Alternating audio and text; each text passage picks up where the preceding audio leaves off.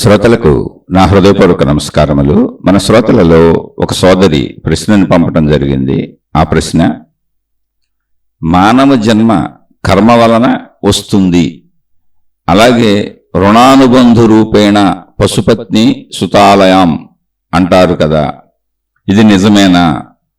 సంతానము భార్య భర్త రుణానుబంధంతో లభిస్తే మరి సంతానము కలగని భార్యాభర్తలకు ఇది వరమా, శాపమా, లేక దైవ సంకల్పమా?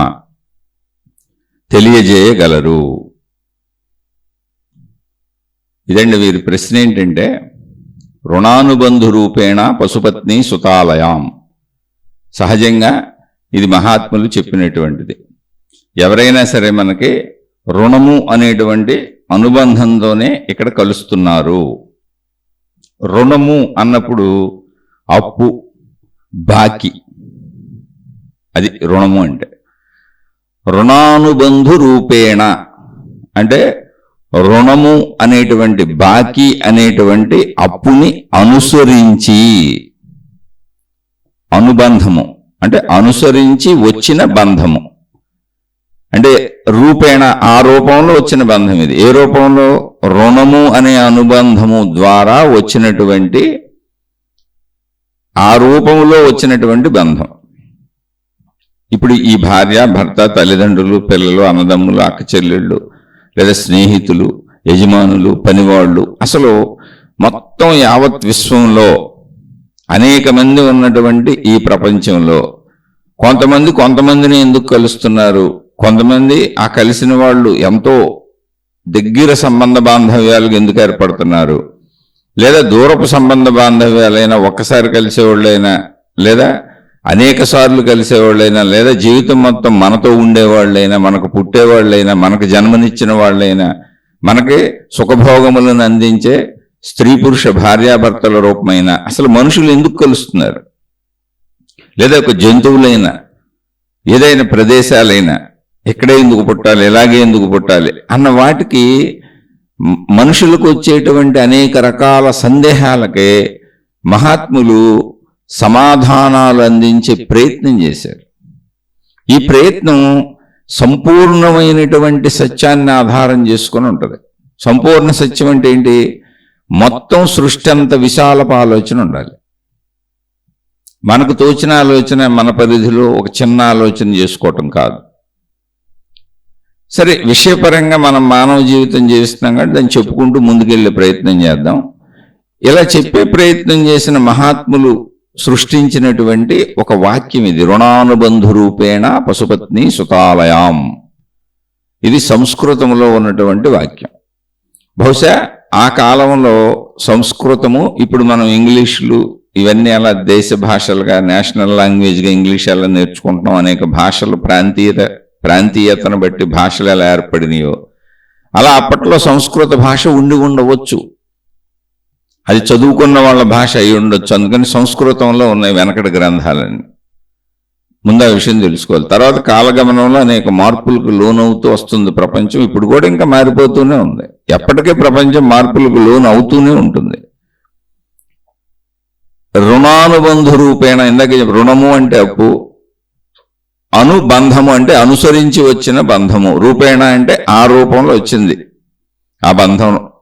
ఏ రూపంలో? తల్లిగాను, తండ్రిగాను, కొడుకుగాను, కూతురుగాను, భార్యగాను, భర్తగాను, ఏ రూపమైనా కానివ్వండి, స్నేహితుడుగాను, యజమానిగాను, పనివాడిగాను, ఏదో ఒక రూపం మనకు తగులుతూ ఉంటారు. లేదా జంతువులు, మనకు మన ఇంట్లో ఉండి మనం పెంచుకునే జంతువులు కావచ్చు, మనకు సేవ చేసే జంతువులు కావచ్చు, అనేక జంతువులను ఉపయోగించుకుంటూ ఉంటారు. ఇప్పుడు వ్యవసాయ ఉత్పత్తులు, వ్యవసాయ పొలాల్లో జంతువులను వాడుకుంటూ ఉంటారు.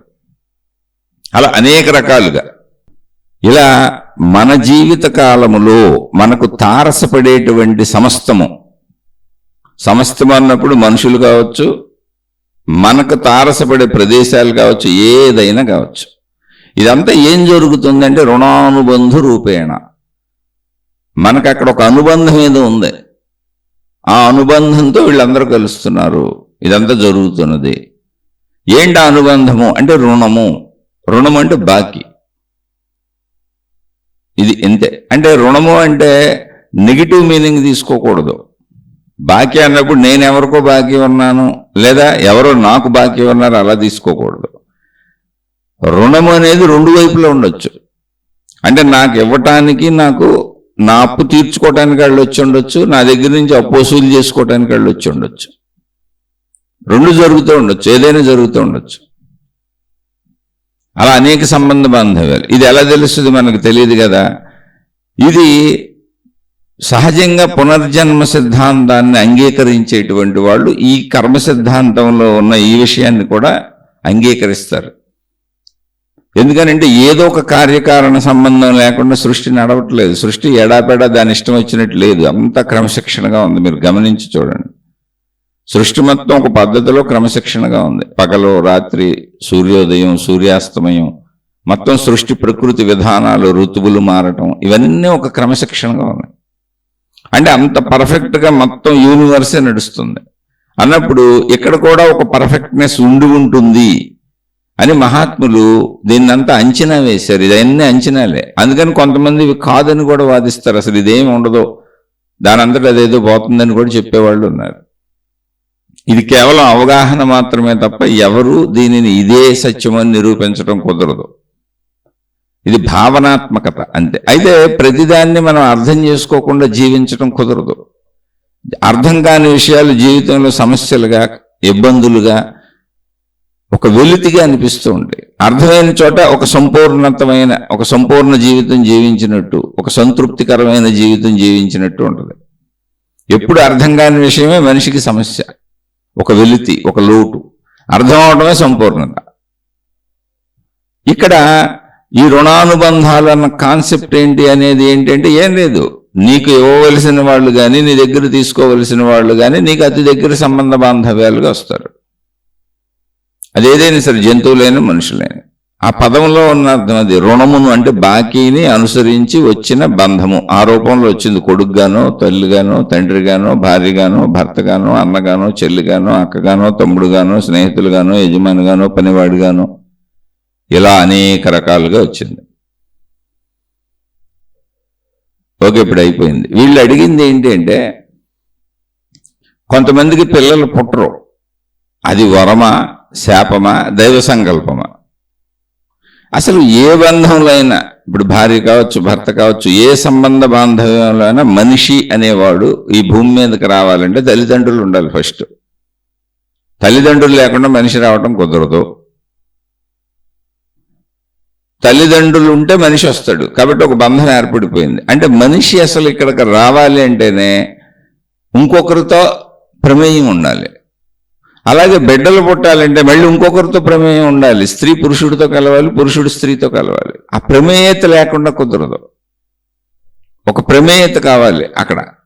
అంటే ఇద్దరు కలవాలి. ప్రతి మనిషి భూమి మీద ఎలా జీవించాలి, జీవించినంత కాలం అంటే రెండవ వాళ్లతో, మనుషులతో సంబంధ బాంధవ్యాలు ఉంటూనే ఉంటాయి చనిపోయేవారు. మనిషి శరీరం ఉన్నంత వరకు రెండవ వారితో, రెండవ దానితో, రెండవ వాటితో సంబంధం లేకుండా మనిషి బ్రతకడమే కుదరదు.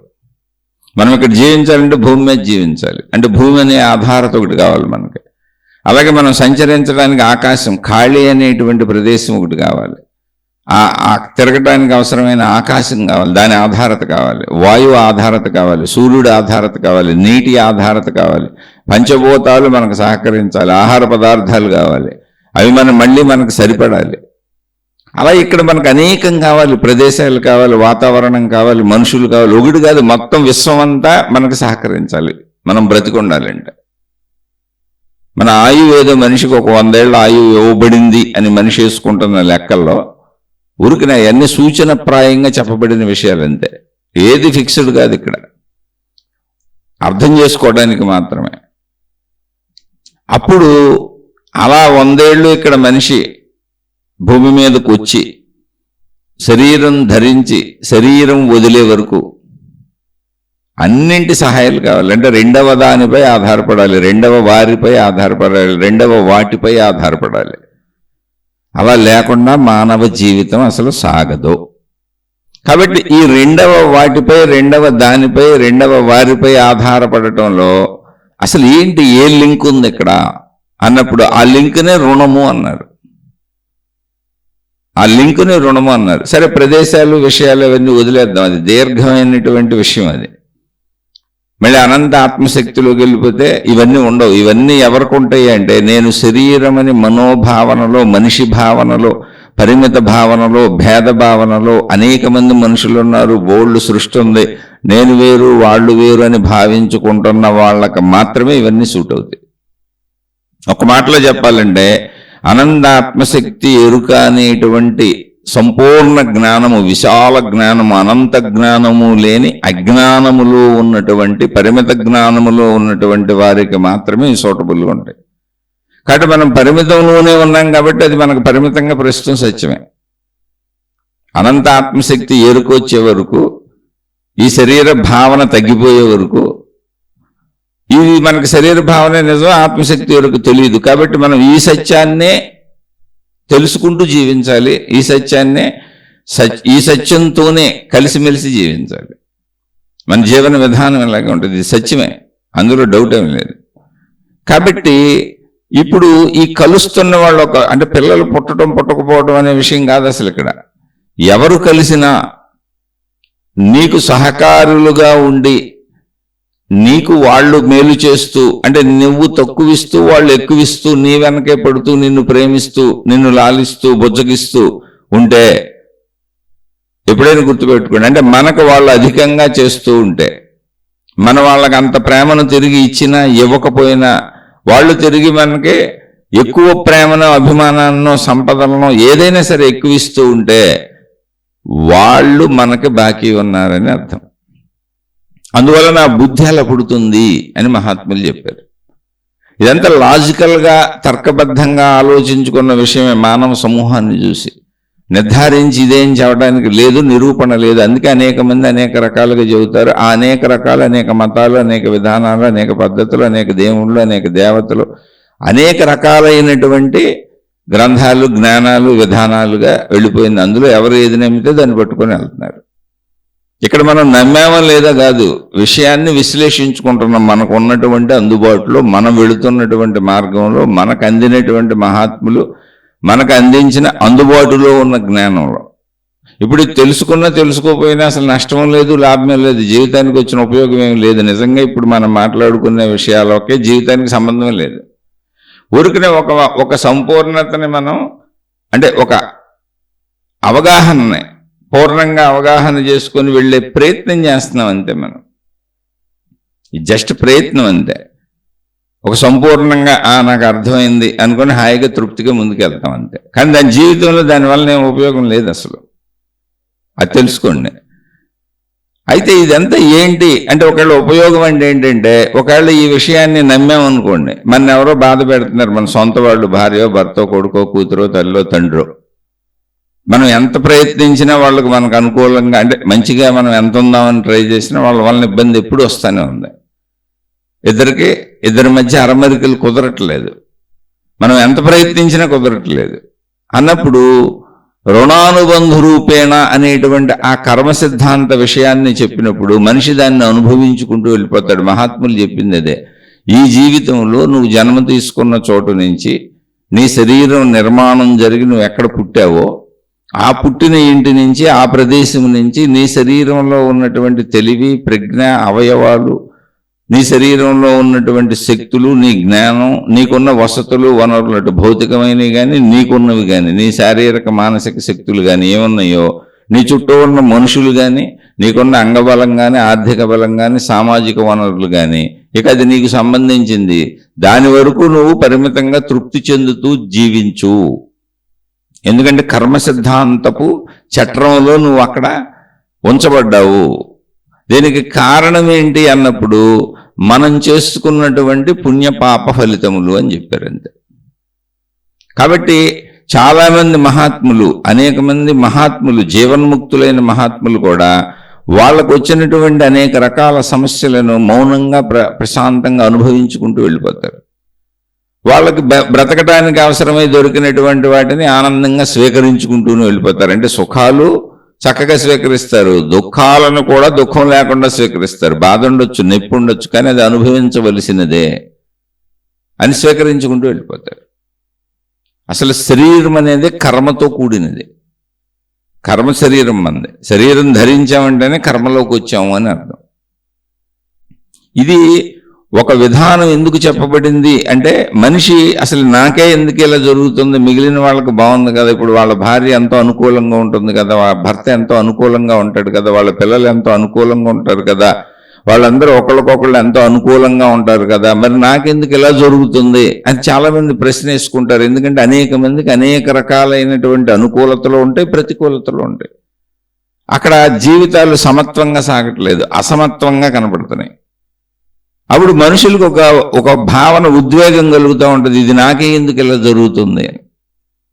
ఈ సృష్టి అంతా ఇలా ఎందుకు గజిబిజిగా ఉన్నట్టుగా ఉందని. ఆ గజిబిజి ఏమి లేదు, అదే రుణానుబంధ రూపేణ కర్మ సిద్ధాంతం అని చెప్పారు. నువ్వేం చేసావో అదే నీకు తిరిగి వస్తుంది. నువ్వేం చేసావో నువ్వు దాన్ని తిరిగి అదే అనుభవిస్తున్నావు. అది మంచి అయితే మంచి, చెడు అయితే చెడు, అలా వస్తుందని చెప్పారు.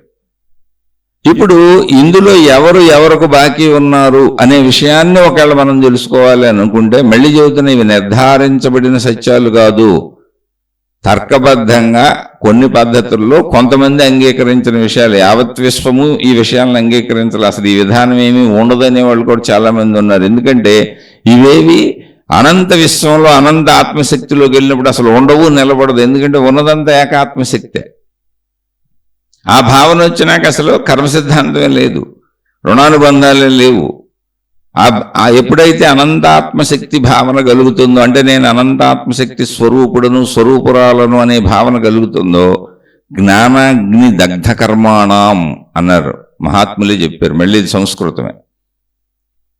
జ్ఞానాగ్ని, జ్ఞానమనేటువంటి అగ్ని చేత, దగ్ధ కర్మాణం అంటే మనకున్నటువంటి మనం చేసినటువంటి సమస్త కర్మలు, కర్మాణం అంటే అసలు శరీరము, కర్మ శరీరము, ఎప్పటి వరకు చేసిన కర్మలన్నీ దగ్ధమైపోతాయి, చేయాలనుకున్న కర్మలు కూడా దగ్ధమైపోతాయి అన్నారు. దగ్ధమైపోవటం అంటే ఏంటి? కోరికలో జ్ఞానం ఎప్పుడు కలిగిందో కోరికల మీద అదుపు వచ్చేసింది, సుఖదుఖాల మీద అదుపు వచ్చేసింది, మనసు మీద అదుపు వచ్చేసింది, వ్యావహారికత అర్థమైంది. ఇదంతా ఏకమే, అనేకత్వ భావనలో నేను సుఖదుఖాలకు లోనవుతున్నాను, అది శరీరపరమైన భావన. అలాని శరీరం మాయమైపోద్దా? ఏమీ మాయమైపోద్దు, అక్కడే ఉంటుంది. శరీర భావాలు ఉండవా? అన్నీ అక్కడే ఉంటాయి. కానీ ఇదే మొత్తం అనుకున్నప్పుడు దీని వలన సుఖదుఖాలకు లోనవుతున్నాం. ఇది అసలు మొత్తం కాదు, ఇది చిన్న సత్యము, పాక్షిక సత్యము, అంటే ఒక 10% సత్యము. ఇంకా 90% ఉంది. ఆ 90% భావం మనకు లోపల ఏముందంటే, మొత్తం సృష్టి అంతా అనంత ఆత్మశక్తి, ఏకశక్తి. ఊరికి అనేకముగా అనిపిస్తున్నది, ఈ శరీరంతో ఉన్నంతసేపు అలా జీవిస్తానంతే అనగానే మొత్తం శరీర సంబంధిత విషయాలన్నీ కొట్టుకుపోయినాయి. ఇప్పుడు ఆ కోరికలు కొట్టుకుపోయినాయి, ఆ దుఃఖాలు కొట్టుకుపోయినాయి, ఆ బాధలు కొట్టుకుపోయి, ఇప్పుడు కోరికలు కొట్టుకుపోయినాయి, మిగిలినన్నీ కొట్టుకుపోయినాయి. ఇలా జరగాలి, ఇలా జరగకూడదని మనం భావించుకునేటువంటి విషయాలన్నీ కోరికల రూపంలో, సుఖదుఖాల రూపంలో ఉన్నాయన్నీ జ్ఞానాగ్ని చేత కొట్టుకుపోయినాయి. ఏంటి జ్ఞానాగ్ని? సృష్టి మొత్తానికి ఆధారమైన శక్తి ఒకటే, అదే నా ప్రాణశక్తి, అదే ఆనందాత్మశక్తి. కానీ అది జీవులుగా విడివిడిగా అనిపిస్తున్నది. ఆ శక్తిని తెలుసుకునే వరకు, ఆ శక్తి నేనే అని అనుభవం అయ్యే వరకు ఇలాగే ఉంటుంది. అనుభవం అయినాక కూడా శరీరాలు అలాగే ఉంటాయి, శరీర భావాలు అలాగే ఉంటాయి, కానీ 10% ఉంటాయి. ఏంటి? నేను ఈ శరీరం నాకు ఉన్నదని తెలుస్తుంది, దీని కనీస అవసరాలు అంటే ఆకలి దప్పులు, మలమూత్ర విసర్జనలు, నిద్రపోవటం, లేవటాలు, ఇవన్నీ ఉంటాయి. కానీ మొత్తం కోరిక అనబడే తగ్గిపోద్ది, భయం అనేది తగ్గిపోద్ది. ఎందుకంటే నశించని చైతన్యాన్ని నేను అని తెలిసినాక నశింపు భయమే ఉండదు. ఈ నశింపు భయం లేనప్పుడు శరీరపరమైనటువంటి భావాలన్నీ కూడా ఉపశమిస్తాయి. శరీర సహజంగా జీవిస్తాం, అంటే ఒక వస్తువును వాడుకున్నట్టు వాడుకుంటాం. ఆ వస్తువుకు సంబంధించిన అవసరాలన్నీ తీర్చుకుంటాం. ఒక వాహనాన్ని ఎలా వాడుకుంటామో, మన ఇల్లు ఎలా వాడుకుంటామో, మన వస్తువులు ఎలా వాడుకుంటామో, అలా చక్కగా ఈ శరీరాన్ని వాడుకుంటాం, అన్నీ తెలుస్తాయి. కానీ దీని మీద విపరీతమైన కాంక్ష ఉండదు, ఆ కాంక్ష ద్వారా పుట్టే కోరికలు ఉండవు, ఆ కాంక్ష ద్వారా పుట్టే భయం ఉండదు, ఆ కాంక్ష ద్వారా పుట్టే బాధల భావాలు కలగవు. అందువలన మోక్షము అనేది అదినైనా ఆ భావం నువ్వే, నీ సంపూర్ణతే, దాన్ని తెలుసుకో అనే ఆత్మజ్ఞాన చదువు మహాత్ములు చెప్పారు. దాన్ని ఆధ్యాత్మిక చదువుగా మనం శీర్షికలు చెప్పుకుంటున్నాం. అది మన సంపూర్ణతే.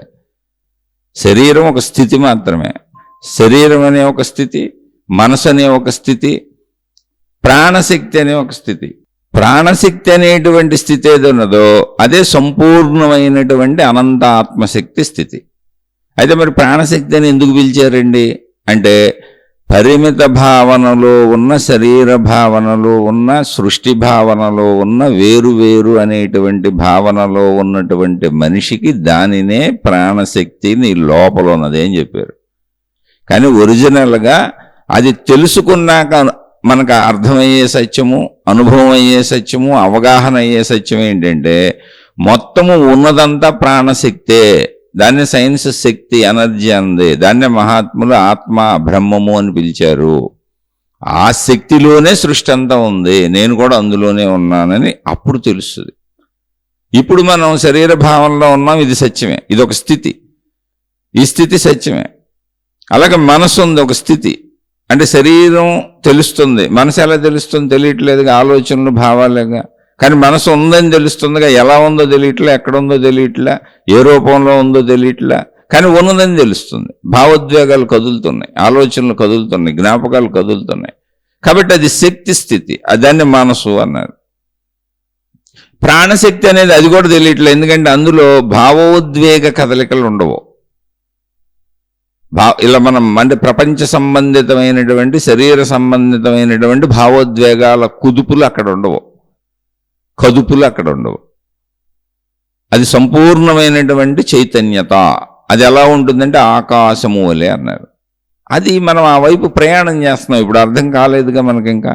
కాబట్టి అది అర్థమైనప్పుడు ఈ కర్మ సిద్ధాంతాలన్నీ ఎగిరిపోతాయి, ఉండవు అసలు. జ్ఞానాగ్ని దగ్ధ కర్మాణం, జ్ఞానం అనేటువంటి అగ్ని చేత. ఏ జ్ఞానము? నేను అనంత ఆత్మశక్తిని అనేటువంటి జ్ఞానము కలిగినప్పుడు, ఆ జ్ఞానం అర్థమైనప్పుడు, దాని చేత ఈ శరీర భావాలన్నీ ఎగిరిపోతాయి. కర్మ సిద్ధాంతాలు ఎగిరిపోతాయి, రుణానుబంధాలు ఎగిరిపోతాయి, సుఖాలు ఎగిరిపోతాయి, దుఃఖాలు ఎగిరిపోతాయి, భయాలు ఎగిరిపోతాయి, అన్నీ ఎగిరిపోతాయి.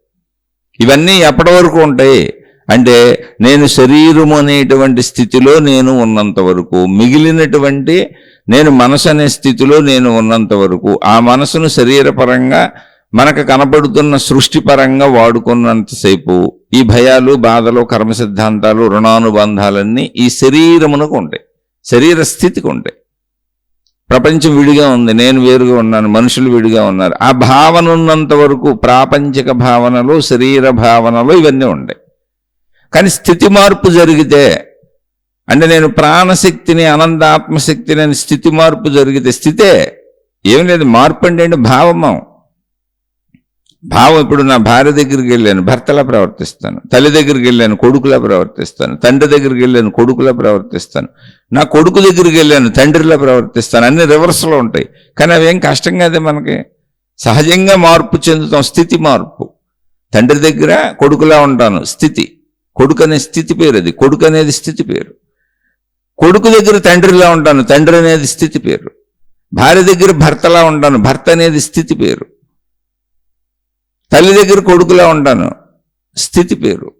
కుమార్తె దగ్గర తండ్రిలా ఉంటాను, స్థితి పేరు. తండ్రి అనేది స్థితి పేరు. అలా మనం పెట్టుకున్న బంధాలు, బాంధవ్యాల పేర్లన్నీ స్థితుల పేర్లు. స్థితులు మారుతున్నాంగా మనం. యజమాని దగ్గర పనివాడిలా ఉంటాను, మొత్తంగా మారిపోయిన స్థితి. పనివాడి దగ్గర యజమానిలా ఉంటాను, మొత్తంగా మారిపోయిన స్థితి. స్థితుల మార్పు. మనిషి ఒకడే. అలాగే శరీర స్థితి, మనోస్థితి, ప్రాణశక్తి స్థితి అనేది స్థితి మార్పు. నేను స్థితి మార్పులో శరీర స్థితిలో ఉండిపోయాను, నాకు బాగా అనుభవంగా ఉన్నది. ఆ శరీర స్థితితో అనుభవించేవన్నీ మనోస్థితిగా అనుభవంగా ఉండిపోతున్నాను. మనసు అలా ఏర్పడింది. కానీ మనసు ఎలా ఉందో నాకు తెలియదు, కానీ అది శక్తిలో ఏర్పడింది, శక్తి స్వరూపం. అది ఏ రూపంలో ఉంటుందో తెలియదు, ఎక్కడ ఉందో తెలియదు, ఎలా ఉందో తెలియదు, ఎంత ఉందో తెలియదు. ఎందుకంటే ఎన్ని భావాలైనా మనసులోనే పడతానే ఉంటాయి. కానీ శరీరంలో అలా కాదు, శరీరానికి పరిమితి ఉంది. ఏ పనైనా పరిమితంగానే చేయగలను, కానీ మనసు అపరిమితం. కానీ మనసులో ఉన్న విషయాలు శరీర ప్రాపంచిక విషయాలు, అందుకని దానికి మనసు అని పేరు పెట్టారు. అది మనోస్థితి. ఆ మనోస్థితి నుంచి ప్రాణశక్తి స్థితి, అంటే నేను బతికున్నాను, నేను స్థిరంగా ఉన్నాను, శక్తి స్వరూపంగా ఉన్నాను. మనిషి చనిపోయినప్పుడు శక్తి లేదు అంటున్నారు, ప్రస్తుతానికి అర్థం అవడానికి. ఆ శక్తి స్థితిని తెలుసుకున్నప్పుడు అక్కడ అసలు ఆ శక్తి స్థితిలో అనంతత్వమే ఉంది. ఆకాశం వలెది నిర్మలంగా నిశ్చలంగా ఏకంగా ఉంది. విభేద భావన లేని స్థితి అది. అక్కడ విభేద భావన లేదు, ఎందుకని శరీరం లేదుగా, పదార్థం లేదుగా, శక్తి స్థితి అది. అందుకని అసలు విభేద భావన పుట్టదు. విభేద భావన ఎక్కడ పుట్టదో, పరిమిత భావన ఎక్కడ పుట్టదో అక్కడ అసలు పదార్థమే లేదు, నశింపుకే అవకాశం లేదు కనుక, నశించే భావన లేదు కనుక అసలు భయము, బాధ, దుఃఖము, సుఖము, ఆశ, అత్యాశ, దురాశ ఇంకేం పుట్టవు. ఎందుకని అది ఒక విశ్రాంత భావన, ఆకాశతత్వం, ఆకాశమూలే ఉంటుందంటే అక్కడ ఏం లేదు, పొందటానికి లేదు, పోగొట్టుకోవడానికి లేదు, ఏమీ అవసరం లేనటువంటి ఒక సంపూర్ణ స్థితి అలా. అంతే తప్ప నేనేదో మారిపోయి ఇంకోటి అవను, నేనేదో కొత్తదాన్ని పొందను, నా స్థితులేవి. కానీ నేను ఇప్పుడున్న స్థితిలో నేను భావించుకుంటుంది నేను శరీరం అని, దానికి మనసు ఉంది, మనసు అని, మనసు శరీరాలు పట్టుకొని వెళ్తున్నా. నేను శక్తి స్థితిని తెలుసుకోవట్లేదు. అప్పటి వరకు ఈ కర్మ సిద్ధాంతం పనిచేస్తుంది, రుణానుబంధం పనిచేస్తుంది. ఇవన్నీ చెప్పబడింది ఈ శరీర స్థితిలో, ప్రాపంచక స్థితిలో ఉన్న వ్యక్తికి. దీన్ని భౌతికము అన్నారు. అంటే భౌతికములు ఇవన్నీ వర్తిస్తాయి. మళ్ళీ వీటిని అనేక రకాలుగా, అనేక మతాల్లో అనేక రకాలుగా చెప్పారు. మనం చెప్పుకుంటుంది మనం ఉన్న ప్రాంతీయతలో, మనం నడుస్తున్న మార్గంలో, ఇక్కడ ఈ ప్రదేశాలలో మహాత్ములు అందించిన సత్యాలు, వాటిని మనం తెలుసుకున్నాం. అది రుణానుబంధ రూపేణ, అంటే శరీర భావన, ప్రాపంచిక భావన. ఓకే, అది నిజమే, అది అబద్ధమైతే అస్సలు కాదు. శరీర భావన నిజమే, కానీ స్థితి మార్పు జరిగి, ఇప్పుడు నేను తండ్రిని అన్నది నిజమే, కానీ నేను కొడుకుని అన్నది కూడా నిజమే. ఇప్పుడు నేను కొడుకుని అన్నది నిజమైతే నేను తండ్రిని అన్నది నిజమే ఎగిరిపోలేదు. నేను భర్తను అన్నది నిజమైతే నేను ఒక తల్లికి కుమారుడిని అనే భావన ఎగిరిపోలేదు. నేను ఒక కూతురికి తండ్రిని అన్న భావన ఏమి ఎగిరిపోలేదు. అలా నేను ఒక స్థితి నుంచి ఇంకో స్థితికి వెళ్ళినప్పుడు ఈ బంధాలు, బాంధవ్యాల స్థితుల మార్పుల్లో ఇంకోటేం పారిపోవట్లేదు, ఎగిరిపోవట్లేదు, అన్నీ అక్కడే ఉంటాయి. ఒకేసారి నేను మా ఇంట్లో కూర్చున్నాను అనుకోండి, నా చుట్టూ ఉన్నవాళ్ళు, నా భార్య ఉంది, భర్తగా మాట్లాడతాను, పక్కనే కుమార్తె ఉంది, తండ్రిగా మాట్లాడతాను, పక్కనే కుమారుడు ఉన్నాడు, తండ్రిగా మాట్లాడతాను, పక్కనే అన్న ఉన్నాడు, సోదరుడిగా మాట్లాడతాను, పక్కనే తండ్రి ఉన్నాడు, కుమారుడిగా మాట్లాడతాను, పక్కనే తల్లి ఉంది, కుమారుడిగా మాట్లాడతాను. అందరూ ఒక చోటే ఉన్నాం, మాట్లాడుకుంటానే ఉంటాం మనం. కానీ ఎప్పటికప్పుడు స్థితికి కన్ఫ్యూజ్ ఏమి అవట్లా మనం, అసలు నో కన్ఫ్యూజన్. అవి స్థితులు. అలాగే జ్ఞానము ద్వారా నా సంపూర్ణతని నేను తెలుసుకోవచ్చు. అక్కడ కన్ఫ్యూజన్ ఏమి లేదు. శరీరం ఉంటుంది, మనసు ఉంటుంది, ప్రాణశక్తి స్థితి కూడా అనుభవంలోకి, ఎరుకలోకి వస్తుంది. అంటే అవగాహన అవుతుంది, అర్థమవుతుంది. అర్థమైనాక ఏమైంది, ఇప్పుడు 3 స్థితులు ఉన్నాయి నాకు. ప్రాణశక్తి స్థితి ఉంది, మనోస్థితి ఉంది, శరీర స్థితి ఉంది. కానీ ప్రాణశక్తి స్థితి ఎలా ఉంటుంది? ఏకత్వముగా, అనంతముగా, ఆకాశమూలే ఉంటుంది. అక్కడ రూపాలు లేవు, పదార్థాలు లేవు. అది శక్తి స్థితి, నశించిపోయేది ఏమీ లేదు. అవసరత ఉన్నది అసలు లేదు. కాబట్టి అక్కడ భయము, బాధ, దుఃఖము ఇటువంటివి ఉండవు. దాని వలన ఒకవేళ నాకు శరీరం ఉన్నా కూడా నాకు ఆ స్థితి అనుభవం ఉంది కనుక శరీరం నశించిపోద్దన్న భయం ఉండదు. ఎందుకంటే అనంతత్వ శక్తిగా నేను ఎప్పుడు ఉంటానన్న ఎరుక నాకు ఉంది, దాని జ్ఞానం ఉంది, ఆ స్థితి జ్ఞానం ఉంది. కాబట్టి నాకు భయం ఉండదు, దుఃఖం ఉండదు, ఇబ్బంది ఉండదు, ఆశ ఉండదు, అత్యాశ ఉండదు. కానీ శరీరపరమైనటువంటి స్థితి నాకు తెలుసు కనుక దాని అవసరాలు తీర్చుకుంటూ ఉంటాను, దానికి సంబంధించిన జీవితం జీవిస్తూ ఉంటాను. అలా స్థితి, ఆ స్థితులను మనం అర్థం చేసుకోవడానికి చెప్పుకుంటున్న చదువు ఆధ్యాత్మిక చదువు. ఇది మీరు అర్థం చేసుకోవాలి తప్ప మాయలు, మహిమలు, అద్భుతాలు, దేవుళ్ళు, దేవతలు, మహిమలు, మతాలు ఇవి పట్టుకొని మీరు వేలాడుతూ మీ స్థితులను మీరు తెలుసుకోకపోతే ఇంకోటి ఏదో బయటకు వెళ్ళి ప్రాపంచికంగా, అంటే మీరు బయట మతంలోకి వెళ్ళారు, బయట ప్రార్థనాలయంలోకి వెళ్ళారు, బయట దేవుడి దగ్గరికి వెళ్ళారు, బయట గురువు దగ్గరికి వెళ్ళారు, బయట సాధన చేశారు, బయట ప్రచారాలు చేశారు, బయట ఏదో చేశారు. బయట భౌతికమైనటువంటి వృత్తి, వ్యాపార, ఉద్యోగాలు చేస్తూ బయట తిరుగుతున్న వాళ్ళందరూ భౌతికంలో ఏం చేస్తున్నారో మీరు దేవుడి పేరు మీద అయ్యే చేస్తున్నారు. మొత్తం భౌతికంలోనే తిరుగుతున్నారు. అవి భౌతిక చర్యలు. అయితే ఆ భౌతిక చర్యలన్నీ దైవీపరమైన, మతపరమైన, గురుపరమైన, జ్ఞానపరమైన భౌతిక చర్యలన్నీ మిమ్మల్ని మీ లోపలికి తీసుకొచ్చి మీ సంపూర్ణతని, మీ ప్రాణశక్తి ఎరుకని, మీ అనంత ఆత్మశక్తి ఎరుకని మీకు కలిగించేలా ప్రబోధాలు చేస్తుంటే దాన్ని ఆధ్యాత్మికత అంటారు. అంటే మీలోకి మీరు రావటాన్ని, మిమ్మల్ని మీరు సంపూర్ణంగా తెలుసుకోవటాన్ని, మిమ్మల్ని మీరు గమనించుకోవటాన్ని, మిమ్మల్ని మీరు చెడు నుంచి మంచిలోకి మార్చుకోవటాన్ని, మొత్తంగా మీ గురించి మీకు అర్థం అవటాన్ని ఆధ్యాత్మికత అంటారు. దాని వలన జ్ఞానాగ్ని దగ్ధ కర్మాణం. మిమ్మల్ని మీరు తెలుసుకోకుండా మీరు ఏమి చేసినా, ఏ దైవీపర కార్యమైనా ఎంత గొప్పదైనా అది భౌతికము. దాంట్లో అసలు గొప్పతనం లేదు. మీరు అనుకుంటున్నారు, దానివల్ల మీకు ఏ ఉపయోగం లేదు, నిరుపయోగము, నిష్ప్రయోజనము. అది నిన్ను నీ లోపలికి పంపుతుంటే నువ్వు నీకు అర్థమయ్యేలా చేస్తుంటే ప్రయోజనమే. మీరే ఆలోచించి చూసుకోండి. అంతే తప్ప దేన్ని తక్కువ చేయాలని కాదు. నేను అన్ని మార్గాలలోంచి నడుచుకుంటూ వచ్చాను.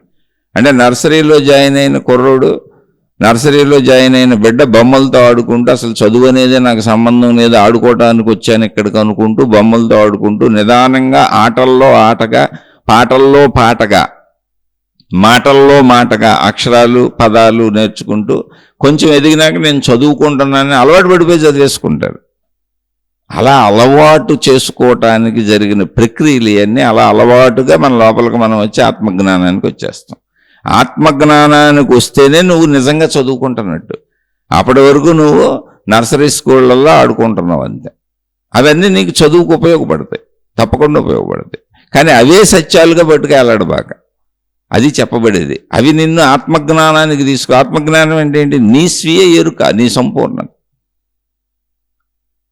కాబట్టి మనం ఏం మాట్లాడుకున్నా, ఇప్పుడు చెప్పుకుంటున్న కర్మ సిద్ధాంతాలు, ఈ రుణానుబంధాలు, ఇవన్నీ కూడా వేరు భావనలో, శరీర భావనలో, పరిమిత భావనలో, ప్రాపంచిక భావనలో, సంపూర్ణ భౌతికంలో కూరుకుపోయి ఉన్న మనకు మాత్రమే. మిగిలిన వాళ్ళకి వర్తించవు. జీవన్ముక్తులకి వర్తించవు, ఆత్మజ్ఞానులకి వర్తించవు. ఆత్మజ్ఞానంలో అసలు ఇవి వర్తించవు, ఇవి ఉండవు. ముందు ఆ విషయం తెలుసుకోండి. ఇప్పుడు వీటిని చెప్పుకుంటూ వెళ్దాం. అందరూ రుణముల చేత మన కలిశారు. రుణములు అంటే ఏంటి? నేను వాళ్ళకి బాకీ ఉండొచ్చు, వాళ్ళు నాకు బాకీ ఉండొచ్చు, అంతే. రుణములు అంటే చెడు కాదు, అప్పులు. నాకు అప్పులు ఉన్న వాళ్ళు అందరూ, అంటే నా కుటుంబ సభ్యులైనా, నాకు చుట్టూ నాకు సమకూరే మనుషులైనా, గతంలో నాకు అప్పులు ఉన్నారు, అది నాకు తెలియకపోవచ్చు. కానీ సృష్టిలో, నేచర్లో అన్నీ తెలుసు, ప్రకృతికి అన్నీ తెలుసు. కనుక వాళ్ళందరూ ఇప్పుడు నాకు అన్నీ సమకూర్చేలా వాళ్ళ భావోద్వేగాలే అలా తయారవుతూ ఉంటాయి. నేచర్ నుంచి తప్పించుకోలేవు. ఇప్పుడు నువ్వు ఈ జన్మలో బాగా ఎవరినో మోసం చేసేసావు. నీ తెలివితో, నీ ప్రజ్ఞతో, నీ అధికారంతో, నీకున్న అన్ని రకాలతోనూ ఉపయోగించి మోసం చేసావు. విపరీతంగా మోసం చేసేవాళ్ళని. వాళ్ళకి తిరిగి ఇవ్వలేదు, అంతా వాళ్ళ నుంచి లాక్కున్నో పొందేవు. అది అభిమానమో, ప్రేమో, ధనమో ఏదైనా కావచ్చు. అలా నువ్వు బాగా ఎవరి దగ్గర ఏం పొందావో ఇప్పుడు వాళ్ళు నీకు తిరిగి మరుజన్మలో సృష్టి ఏం చేస్తుందంటే అత్యంత దగ్గర సంబంధంగా తీసుకొస్తుంది. అంటే ఒక భార్యగా రావచ్చు, ఒక భర్తగా రావచ్చు, ఒక కొడుకుగా రావచ్చు, ఒక కూతురుగా రావచ్చు. ఇప్పుడు వాళ్ళని ఎత్తుకొని ముద్దాడి మరి, వాళ్ళు వెనకబడి మరి నువ్వు బాకీ తీర్చుకుంటూ ఉంటావు. తినండి తినండి, తాగండి తాగండి అని. ఇది సృష్టిలో ఉన్న అద్భుతము అని మహాత్ములు చెప్పారు, కర్మ సిద్ధాంతం. దాన్ని ఎలా నిరూపిస్తావు? కానీ అలాంటి మనుషులు ఉన్నారు కనుక కొంతమంది ఏమో వెనకబడి తినండి తినండి, తాగండి తాగండి అని తన వాళ్ళని ప్రేమిస్తూ తన వాళ్ళ కోసం ప్రాణత్యాగాలు సైతం చేసేవాళ్ళు ఉన్నారు. అలాగే సేమ్ ఇదే ప్రపంచంలో కొంతమంది తన కోసం తన వాళ్ళ ప్రాణాలను హరించేవాళ్ళు ఉన్నారు. అంత విరుద్ధంగా ఉంది ప్రపంచం అనేక రకాల స్థాయిల్లో. అది అన్ని రకాల్లోనూ ఉంది, ఆధ్యాత్మికతలోనూ కూడా ఉంది. తనను అనుసరించేటువంటి వాళ్ళని పీడించి పీల్చి పిప్పి చేసేటువంటి గురువులు, మహాత్ములు అనబడేవాళ్ళు ఉన్నారు. అలాగే తనను అనుసరించే వాళ్ళని ఉద్ధరించేసి ఆకాశానికి ఎత్తేసేటువంటి మహాత్ములు ఉన్నారు. వీళ్ళే తిరిగి వాళ్ళకి సేవలు చేసేవాళ్ళు ఉన్నారు. వాళ్ళ చేత సేవలు చేయించుకుని వీళ్ళు వాళ్ళని బాధలు పెట్టేవాళ్ళు ఉన్నారు. అనేక రకాలుగా జరుగుతూ ఉంటాయి. ఒక్కొక్కళ్ళకి అందరూ అలా ఉంటారని కాదు. కొంతమంది గురువులు కొంతమందిని బాగా బాధ పెడతారు, కొంతమందిని బాగా సుఖ పెడతారు వాళ్ళ దగ్గర ఉన్న శిష్యుల్లోనే. ఎందుకు ఇలా ఉన్నారంటే రుణానుబంధ రూపేణ. అది ఏ బంధమైనా అని అదే చెప్పారు. ఏ బంధమైనా మనుషుల మధ్య జరిగే, దేవుడి పేరు మీద జరగనే, మామూలుగా జరగనే. అందుకని జరుగుతున్నటువంటి సృష్టిలో ఉన్నటువంటి వ్యవహార శైలిని బట్టి మనం ఆలోచించారు మహాత్ములు. అంతే తప్ప ఎవరో ఆకాశం నుంచి దిగి వచ్చి వాళ్ళు చెవుల్లో చెప్పేస్తే వాళ్ళేం మనకు గ్రంథాలు రాసి ఇచ్చేయలే. అలాంటి అద్భుతాలు, మహిమలు, మాయలు లేవు. ఇదంతా చాలా ప్రాక్టికాలిటీ. అలాగే మీరు కూడా అంత ప్రాక్టికల్గా ఆలోచించి, అంత ప్రాక్టికల్గా సహజంగా జీవిస్తేనే మీకు ఆత్మజ్ఞాన చదువు వస్తుంది, ఆధ్యాత్మిక చదువు వస్తుంది, లేకపోతే రాదు. శరీరపర భావనలో మనం ఉన్నాం కాబట్టి ఇప్పుడు నేను కూడా అదే భావనలో ఉన్నాను. నేను అందుకే రోజు మీకు నేను సామాన్యుడను అని చెబుతూ ఉంటాను. కాబట్టి మనం శరీరపర భావనలో మనకు సంబంధించినటువంటి ఈ శరీరపర భావనలో మనం మాట్లాడుకుందాం. ఇప్పుడు వాళ్ళు అడిగింది మనం చెప్పుకుంటున్నాం అంతే. మళ్ళీ చెబుతున్న ఆత్మజ్ఞాన భావనలు ఏమీ ఉండవు. నేను అందుకే ఎవరైనా నా పర్సనల్గా నన్ను అడిగినప్పుడు, ఏమైనా అడిగినప్పుడు, నేను జాతకాలు నమ్మను, జ్యోతిష్యాలు నమ్మను, వాస్తులు నమ్మను. అంటే ఈ భూమి మీద మనుషులు పెట్టుకున్నటువంటి ఏర్పాట్లలో తాళ్ళు, తాయెత్తులు, రంగురాళ్ళు, ఉంగరాలు, శని యంత్రాలు, ఆ యంత్రాలు, ఈ యంత్రాలు, ఏదైనా పేర్ల మార్పులు, అక్షరాల మార్పులు నమ్మను అని చెబుతాను. కారణం ఏంటి అంటే ఆత్మజ్ఞాన ఎరుకనేటువంటి ఒక విశాల అనంత తత్వాన్ని నమ్ముతున్నప్పుడు, ఆ వైపు సాగుతున్నప్పుడు, అది సత్యమని తెలుసుకునే ప్రయత్నం చేస్తున్నప్పుడు, అది అర్థమవుతున్నప్పుడు పరిమిత భౌతిక తత్వాన్ని మనిషి తీసుకోడు. పరిమిత భౌతిక తత్వంలో ఉన్నవాడు, నేను ఈ పరిమిత శరీరం అనుకున్నవాళ్ళు భయాలకు లోనై, బాధలకు లోనై, కష్టాలకు లోనై, ఇబ్బందులకు లోనై, సుఖదుఖాలకు లోనై, దుఃఖాలు రాకూడదని వీటన్నింటి వెనకబడతా ఉంటారు. వీటన్నింటి నుంచి మిమ్మల్ని తప్పించి మీ దుఃఖాలు పోగొడతామని మనలాంటి పరిమిత మనుషులే బోర్డులు ఓపెన్ చేసుకొని, దుకాణాలు ఓపెన్ చేసుకొని కూర్చుంటారు అక్కడ. దాంట్లో దేవుణ్ణి పెట్టి, మతాలను పెట్టి, అనేకం పెట్టి, దేవుళ్ళని దేవతల పేర్లతో కూడా అమ్మేస్తూ ఉంటారు అయ్యాన్ని. ఎందుకంటే వాళ్ళు సొమ్ము చేసుకోవటానికి. ఇక్కడ మీరు ఎవరిని నమ్మొచ్చు అంటే ఎక్కడైనా సరే ధన సంబంధం లేని వాళ్ళని నమ్మొచ్చు. నేను చెప్పేది కాదు. కీర్తి, కాంత, కనకము అన్నారు. ఇది ఎప్పుడు రాశారు? ఎప్పుడో వేల లక్షల సంవత్సరాల వెనకాల రాయబడింది. అప్పుడు కుటుంబ వ్యవస్థలు ఏర్పడలేదు. స్త్రీని భోగ వస్తువుగా చూసేవాళ్ళు. కుటుంబ వ్యవస్థ లేదు అప్పుడు. అందుకని అప్పుడు రాయబడిన గ్రంథాల్లో కీర్తి, కాంత, కనకము అని వచ్చింది. అలా కాదు. కీర్తి, కామము, కనకము. కనకము అంటే ధనము, సంపదలు. కామం అంటే కోరికలు. కీర్తి అంటే గుర్తింపు, కాంక్ష, కీర్తి ప్రతిష్టలు. ఈ మూడింటికి ఆశించకుండా మంచి చెప్పే ఎవరినైనా మీరు నమ్మచ్చు. ఈ మూడింటితో సంబంధం లేకుండా, అంటే మీ డబ్బుతో సంబంధం లేదు, మీరు వెళ్ళి వాళ్ళకి సేవలు చేయక్కర్లేదు, వాళ్ళని పొగడక్కర్లేదు. వాళ్ళు తమ సొంత గుర్తింపు కోసం, తమ పేరు కోసం, తమ బ్రాండ్ నేమ్ కోసం తమ ఫోటోలు వేసుకొని వాళ్ళు చెయ్యరు. అటువంటి వాళ్ళని ఎవరినైనా మీరు నమ్మచ్చు. బ్రాండ్ నేమ్ పెట్టుకుంటున్నారంటే అది భౌతికంలో వ్యాపారస్తులు పెట్టుకోవచ్చు. కానీ ఆధ్యాత్మికతలో మహాత్ములు బ్రాండ్ నేమ్ పెట్టుకుంటున్నారు, వీళ్ళు మహాత్ములు అయిపోయారంటే ఎందుకు బ్రాండ్ నేమ్ పెట్టుకుంటున్నారు? ఒక విధానాన్ని, ఒక పద్ధతిని, ఒక దేవుణ్ణి, ఒక దేవతని, లేదా నేనని నా బ్రాండ్ నేమ్ పెట్టుకుని, నా సంస్థ పేరు పెట్టుకుని ఎందుకు? ఏముంది ఇందులో? మొత్తం సమస్త మానవాళి ఒకటే కదా అన్నప్పుడు నమ్మచ్చు. ఎలా? నీతో డబ్బు సంబంధ బాంధవ్యాలు లేనప్పుడు. కీర్తి, కామము, కనకము. కనకము సంపదలు, కామము కోరికలు, కీర్తి ప్రతిష్టలు, గుర్తింపు. ఈ స్వభావాలు లేకుండా జ్ఞానాన్ని చెప్పి ఎవరినైనా మీరు నమ్మచ్చు. అందరూ చెడ్డోళ్ళని ఎప్పుడు అంటారు అసలు. అంటే కొంతమంది మహాత్ములు మరి వెలుగులోకి వచ్చారు కదా, వాళ్ళకి గుర్తింపు వచ్చింది కదా. ఇప్పుడు రమణ మహర్షి, రామకృష్ణ పరమహంస, ఇటువంటి మహాత్ములు వెలుగులోకి వచ్చారు కదంటే వాళ్ళు వాళ్ళ ఫోటోలు వేసుకొని, వాళ్ళేదో సంస్థలు పెట్టి, వాళ్ళేదో మమ్మల్ని ప్రచారం చేయండి అని వాళ్ళ ఫోటోలు వేసుకొని, వాళ్ళని గురువులుగా చేసుకొని, చుట్టూ జనాన్ని తయారు చేసుకొని మమ్మల్ని ప్రచారం చేయండి అని అసలు చెప్పలా. మేము సామాన్యులు అని సామాన్యంగా బతుకుతుంటే వాళ్ళ ఔన్నత్యంతో జ్ఞానాన్ని గ్రహించినటువంటి, వాళ్ళని అనుసరించినటువంటి మనుషులు. రామకృష్ణ పరమహంసను, ఒక వివేకానందుడు, అటువంటి శిష్యవర్గం ఆయన్ని పైకి తీసుకొచ్చారు, ఆయన వెలుగులోకి తీసుకొచ్చారు. ఓ రమణ భగవాన్లు ఆయన దర్శించడానికి వెళ్ళిన ప్రతి వ్యక్తి వెలుగులోకి తీసుకొచ్చారు. అలా అనేక మంది మహాత్ములు వెలుగులోకి వచ్చింది ఇతరుల వలన. అది కూడా వాళ్ళు లేరు అప్పుడు. ఇప్పుడు లేరు అసలు. వాళ్ళున్న కాలంలో వాళ్ళు అనుభవించిన వైభోగాలు ఏమీ లేవు. అతి సామాన్య భిక్షక జీవితం గడిపారు. అంటే ఇప్పుడు ఒక భిక్షకుడు రోడ్డు మీద పడుకొని నిద్రపోయే ఒక భిక్షగాడు, భిక్షగత్తి ఎలా బతుకుతారు అలాగే బతికారు. అంటే నిజమైన జ్ఞానులు అలా ఉంటారు, మోసపోకుండా. అంతే, సింపుల్. అది మిగిలింది మీ ఇష్టం. ఇప్పుడు ఈ రుణానుబంధ చాప్టర్ ఏది ఉందో ఇదంతా భౌతికము, అంటే శరీర భావనలో ఉన్నప్పుడు ఇదంతా నిజమే. శరీర భావనకి ఇదంతా నిజమే. ఎందుకంటే శరీర భావన అబద్ధం కాదుగా, స్థితి అది. ఇప్పుడు భర్త అనేది అబద్ధం కాదుగా స్థితి, భార్య అనేది ఒక స్థితి, తండ్రి అనేది ఒక స్థితి, తల్లి అనేది ఒక స్థితి, కూతురు అనేది ఒక స్థితి. అలాగే శరీరం అనేది ఒక స్థితి. ఈ స్థితిలో సంపూర్ణంగా మనం ఉన్నాం కనుక ఇవన్నీ కరెక్టే. నాకు బాకీ ఉన్న వాళ్ళందరూ ఎక్కడైనా సరే దగ్గర సంబంధాలకు వచ్చి పడతారు.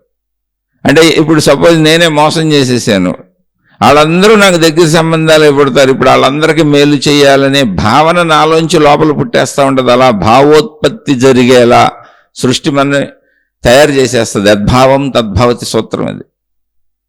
అంటే ఇంతకు ముందు నువ్వు మోసం చేసావు, ఇప్పుడు ఈ జన్మకు వచ్చేటప్పటికి సృష్టి వాళ్ళనే నీకు అనుకూలంగా పెట్టి నువ్వు వాళ్ళకి అన్నీ చెయ్యాలి అనే భావాలను నీలో ప్రేరేపించేసింది. నువ్వు సృష్టి నుంచి తప్పించుకోలేవు.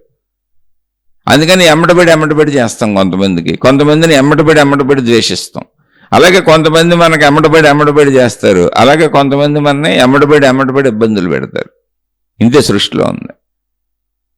ఆ సూత్రం అద్భుతం ఇప్పుడు జీవిస్తానికి ఉపయోగపడుతుంది. ఇంతకు ముందు నుంచి అసలు వీళ్ళు ఈ మనుషులే నా చుట్టూ ఎందుకు వచ్చారు, ఈ ప్రదేశంలోనే ఎందుకు పుట్టాను, ఈ జంతువులే నాతో ఎందుకు ఉన్నాయట, ఇదంతా ఏంటి నాకు అన్నదానికి ఉపయోగపడుతుంది. అదే రుణానుబంధ రూపేణ. ఇక వీళ్ళు అడిగింది పిల్లల గురించి. పిల్లలు కొంతమందికి పుడుతున్నారు, కొంతమందికి పుట్టడం లేదు. అది వరమా శాపమా లేదా దైవ సంకల్పమా అని అడిగారు. ఇది ఎవరికి వాళ్ళకి మనోభావన మీద ఉంది. ఇప్పుడు నాకు పిల్లలు కావాలి, పుట్టడం లేదు అని నేను దుఃఖపడుతున్నాను అనుకోండి, అప్పుడు అది నాకు శాపం. నేను దుఃఖాన్ని తయారు చేసుకున్నా. ఇప్పుడు అందరం దుఃఖం ఎలా అయినా తయారు చేసుకునేదే. మన దుఃఖం అనేది అసలు మనం తయారు చేసుకునేదే. అసలు పిల్లలు పుట్టి పిల్లలు ఏడిపించి నానా దుర్గతులు పాలవుతున్న వాళ్ళు బోళ్ళు మంది ఉన్నారు తల్లిదండ్రులు. ఇప్పుడు వాళ్ళకి పిల్లలు అసలు ఉండటం వరమా శాపమా? ఇప్పుడు పిల్లలు ఉన్నోళ్ళందరూ హాయిగా ఉన్నారండి? పిల్లలు ఉన్నోళ్ళందరూ హాయిగా ఉన్నారా? కాదు. ఇక్కడ ఏంటి అంటే ఎవరి జీవితం అయితే సాఫీగా సాగిపోతుందో, అంటే ఒకప్పుడు పుత్రుడు పున్నామ నరకాన్ని దాటిస్తాడు అనేటువంటివి శాస్త్రాల్లో వచ్చినాయి. పుత్రుడు అన్నప్పుడు మగవాడు కాదు, సంస్కృత శబ్దం అది. పుత్ర అంటే బిడ్డలు అని. స్త్రీ కావచ్చు, పురుషుడు కావచ్చు. అంతే తప్ప పుత్రుడు అంటే మగవాడు అనే అర్థం కాదు. ముందే తెలుసుకోండి. పిల్లలు ఉన్నారనుకోండి, వృద్ధాప్యంలో తల్లిదండ్రుల్ని పిల్లలు చూస్తారు.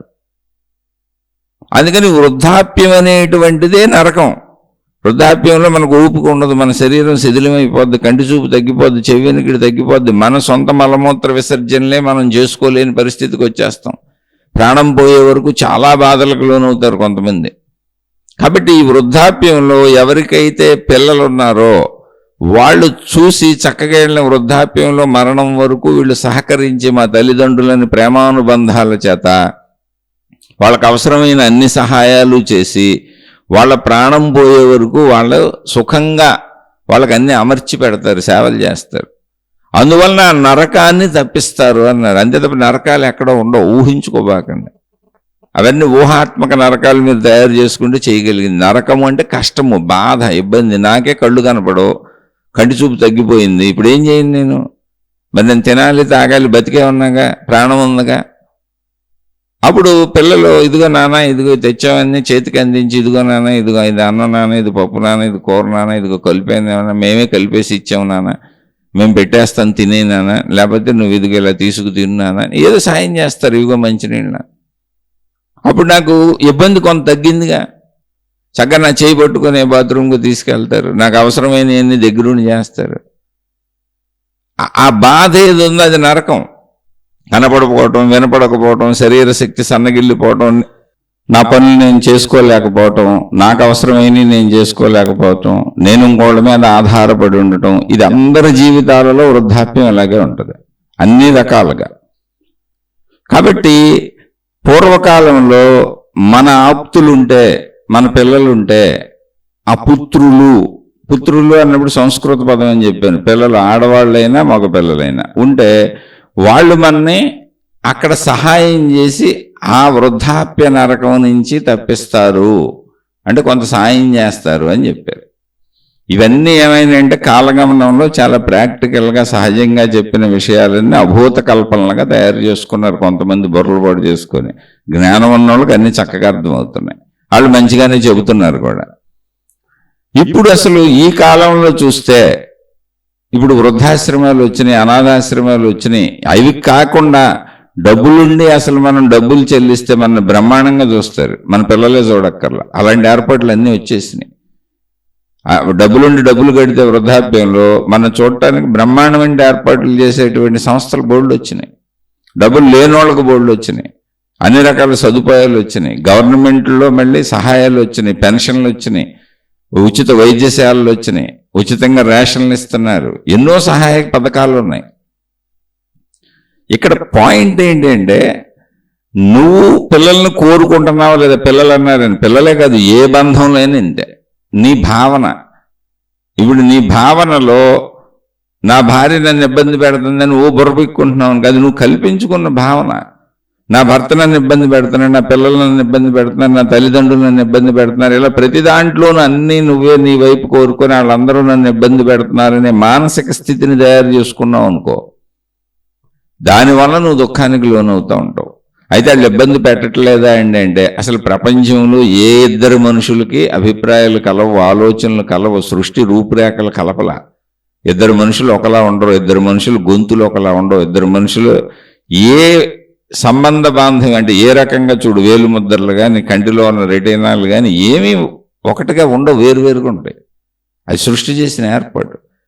అలా అన్నీ వేరువేరుగా ఉన్నప్పుడు అభిప్రాయాలు వేరుగుంటాయి, ఆలోచనలు వేరుగుంటాయి, భావాలు వేరుగుంటాయి, గుణాలు, స్వభావం, బుద్ధులు అన్నీ లోపల అంటే కనపడే రూపురేఖలన్నీ అలా వేరుగున్నాయో, కనపడని గుణాలు, స్వభావాలన్నీ కూడా వేరువేరుగుంటాయి. ఇది సృష్టి సత్యం, ప్రపంచ సత్యం. వేరువేరు భావంలో శరీర ధర్మం ఇంతే. ఇది ఆ వేరువేరు ఎందుకు ఏర్పాటు చేయబడిందంటే సౌకర్యవంతంగా జీవించడానికి. ఒక స్త్రీ ఒక పురుషుడు వేరువేరుగా లేకపోతే ఎలా సుఖపడతారు? శారీరక సుఖం పొందలేరుగా. పిల్లల్ని పుట్టించే వ్యవస్థ సృష్టి అలా పెట్టింది. ఒకరి మీద ఒకరు ఆధారపడి ఉండడానికి అనువుగా ఆకర్షణ పెట్టింది, శారీరక సుఖం పెట్టింది. సృష్టి చేసిన ఏర్పడ్డది. కాబట్టి ఆ తత్వాన్ని అర్థం చేసుకొని ఈ వేరుతనం అంతా, మనుషుల రూపురేఖల్లో వేరుతనం అంతా ఏంటి, ఎవరి భర్త ఎవరో, ఎవరి భార్య ఎవరో, ఎవరి పిల్లలు ఎవరో తెలియటానికి అలా గొంతులన్నీ మార్చింది, రకరకాలుగా చేసింది. ఇందులో మంచిది చెడ్డదని ఏరుకోవటం మనం చేసుకున్న పొరపాటు తప్ప, సృష్టి చేసిందంతా కూడా మన వెసులుబాటు కోసం, జీవన సౌకర్యం కోసం. ఇది అర్థం చేసుకొని మనుషులందరూ ఇలాగే ఉంటారు, వేరువేరుగా ఉంటారు, వేరువేరు ఆలోచనలు ఉంటాయి, వేరువేరు భావాలు ఉంటాయి, వేరువేరు స్వభావాలు ఉంటాయి. కాబట్టి అందరం అర్థం చేసుకొని సర్దుకుంటూ జీవించుకోవాలి అనుకున్నప్పుడు అసలు ఎవరో ఏదో నన్ను ఏదో చేశారని దుఃఖానికి నువ్వు తీసుకో. మనుషుల స్వభావాలు అనేక రకాలుగా ఉంటాయి. ఆ స్వభావాలలో వీళ్ళు ఎలా ప్రవర్తిస్తున్నారు, వీళ్ళు ఎలా ఉంటున్నారు, ఎవరి స్వభావం వాళ్ళది, నా స్వభావం నాది, వాళ్ళ స్వభావం వాళ్ళది అనేటువంటి భావాలలోకి మనం వెళ్తాం. వెళ్ళి ఆ భావాలలో చక్కగా మనం ఎక్కువగా దుఃఖాన్ని, బాధని తీసుకోకుండా మన పని మనం చేసుకుంటూ జీవితాన్ని గడుపుకుంటూ మనం చేయగలిగిన మేలు చేస్తూ మనకు లభించిన మేలుని ఆనందిస్తూ వెళ్ళిపోతాం. అలా వెళ్ళటం నేర్చుకుంటాం మనం.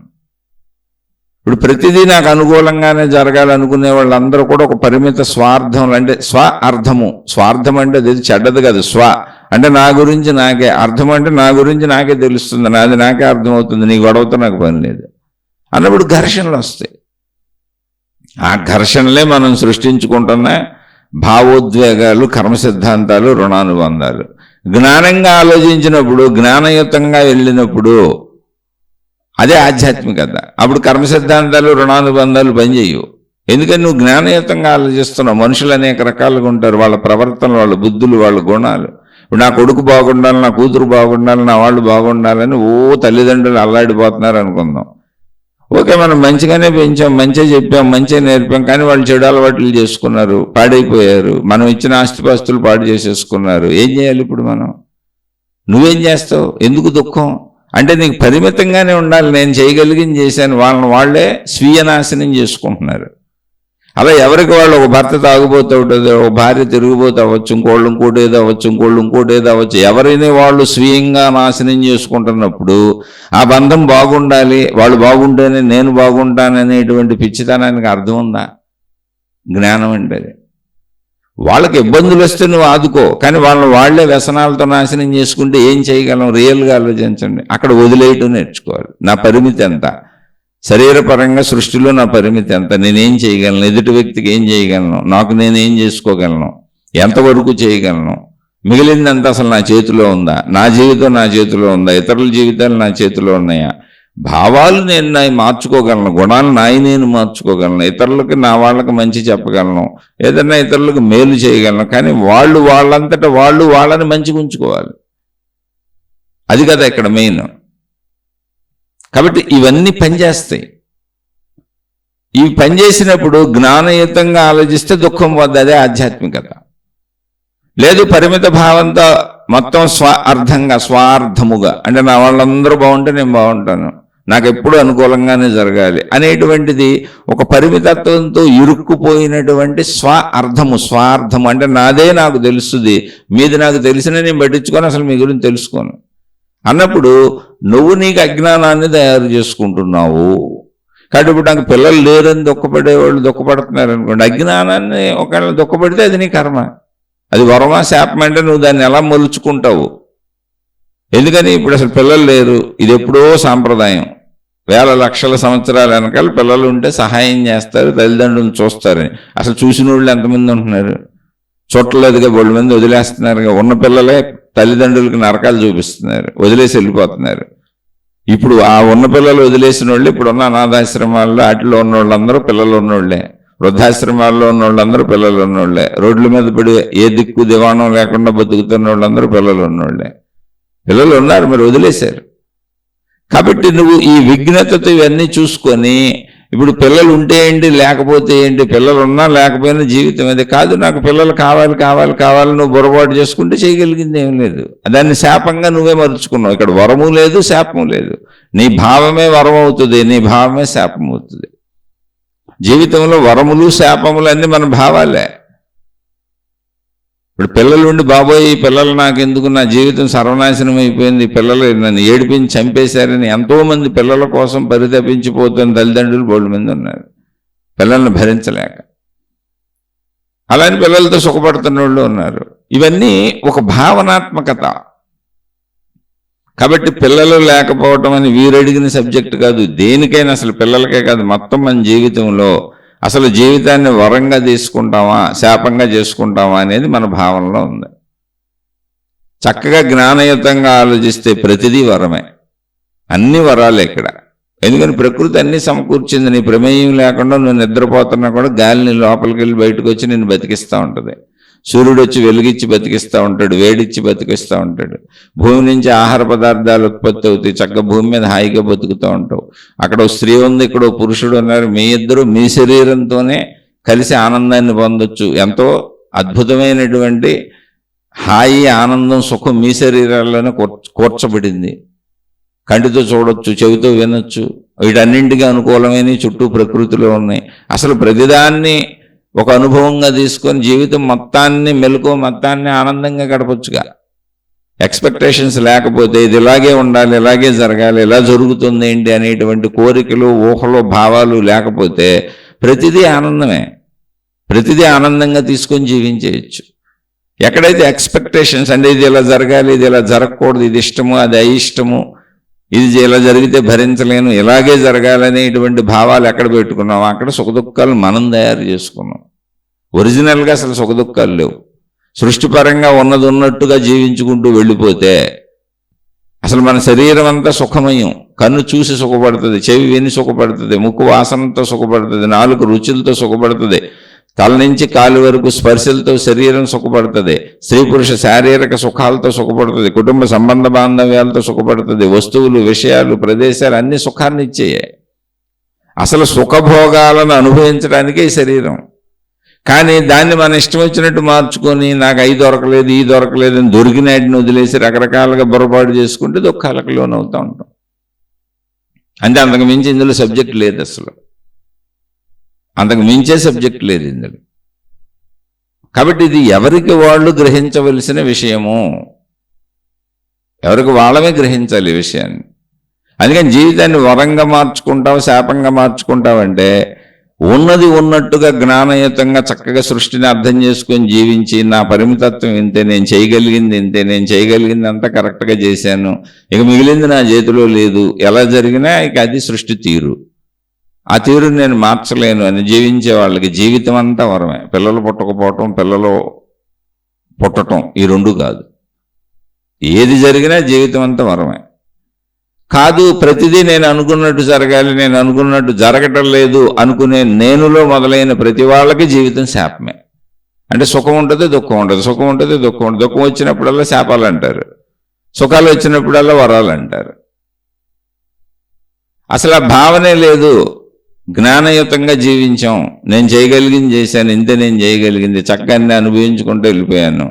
ఇక మంచి చెడులు విషయాలు ఏదైనా నేను చేయగలిగింది చేస్తున్నాను, ఏది ఎలా జరిగినా నేనేం చేయలేను, మిగిలిందంతా నాకు పని లేదు, చక్కగా నా ధర్మాన్ని నేను పాటిస్తున్నాను అనుకొని వెళ్ళే వాళ్ళకి జీవితం మొత్తం ఓన్లీ వరమే, శాపం ఉండదు అందులో. అదే జ్ఞానము, జ్ఞానాగ్ని దగ్ధ కర్మాణం. కాబట్టి ఇవన్నీ మన భావాల మీద ఉన్నాయి. ఆ భావాలను మీరు ఎలా మలుచుకుంటున్నారో చూసుకోండి. ఆ భావాలను సరైన దిశలో మలుచుకోవటానికే ఈ శీర్షికలు చెప్పుకుంటున్నాం.